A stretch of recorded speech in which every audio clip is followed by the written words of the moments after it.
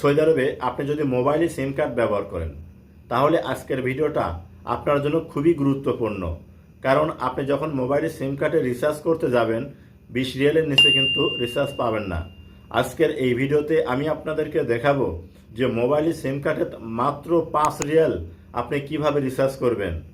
এই ভিডিওটা হয়তো আপনি ইতিপূর্বে দেখেছেন কিনা জানা নেই। যদি জানা না থাকে তাহলে আজকের কাজটা শিখে রাখুন। ভবিষ্যতে আপনাকে আর 20 রিয়াল রিচার্জ করতে হবে না, আপনি 5 রিয়ালও কিন্তু যে কোনো ব্যাংক কার্ড থেকে আপনি রিচার্জ করতে পারবেন। তো আমার মোবাইল স্ক্রিনটা লক্ষ্য করুন, আমি আপনাদেরকে দেখিয়ে দিচ্ছি। ভিডিওটা দেখে যদি আপনার ভালো লাগে অবশ্যই সাথে থাকবেন। প্রথমে আপনার মোবাইলে থাকা মোবাইল অ্যাপসটা ওপেন করে নেবেন। আপনি যখন মোবাইল অ্যাপসটা ওপেন করবেন এইরকম শো হবে। আর যদি আপনার না থাকে, অর্থাৎ যাদের মোবাইল ফোনে এই মোবাইল অ্যাপস নাই, তারা করবেন কি, কমেন্টে ভিডিও লিঙ্ক দিয়ে রাখবো। ভিডিওটা দেখে গুগল প্লে স্টোর থেকে মোবাইল অ্যাপস ইনস্টল করে কিভাবে অ্যাকাউন্ট তৈরি করতে হয় অ্যাকাউন্ট তৈরি করে নেবেন। তো যাই হোক, অ্যাকাউন্ট তৈরি করার পর যখন আপনি ওপেন করবেন দেখবেন এইরকম শো হবে। এখান থেকে কত রিয়াল আপনার ব্যালেন্স আছে এখানে কিন্তু শো করবে। দেখুন আমার এখানে কিন্তু 1.65 রিয়াল আছে ব্যালেন্স।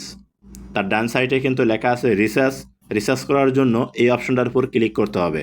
তো যখন আপনি এখানে ক্লিক করবেন আপনার সামনে দেখবেন এই রকম শো হবে। এখন আপনার এখানে যে কাজটি করতে হবে, আপনার ফোন নাম্বারটা কিন্তু এখানে দেখা যাবে।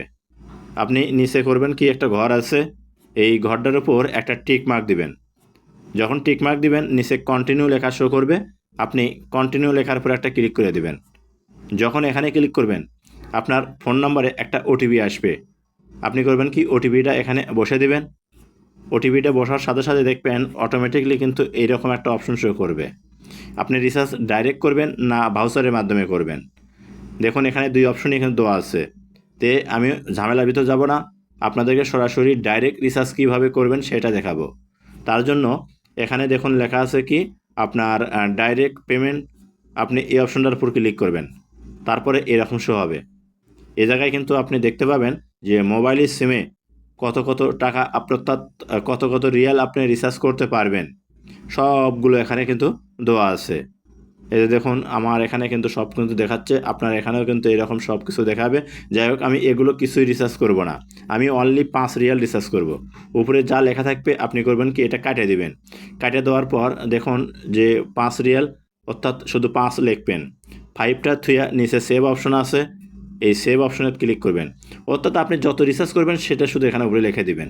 তারপরে গো টু পেমেন্ট এই অপশনটার উপর ক্লিক করে দেবেন। যখন আপনি গো টু পেমেন্ট এই অপশনটার উপর ক্লিক করবেন আপনার সামনে এরকম শো হবে। এ জায়গায় আপনি যে ব্যাংক কার্ডটা থেকে রিচার্জ করতে চাচ্ছেন সেই ব্যাংকের কার্ডটা উপরে অর্থাৎ নাম্বারটা উপরে দিবেন। তারপরে কার্ডের যে নাম আছে সেটা দিবেন, এক্সপায়ার ডেট দিবেন।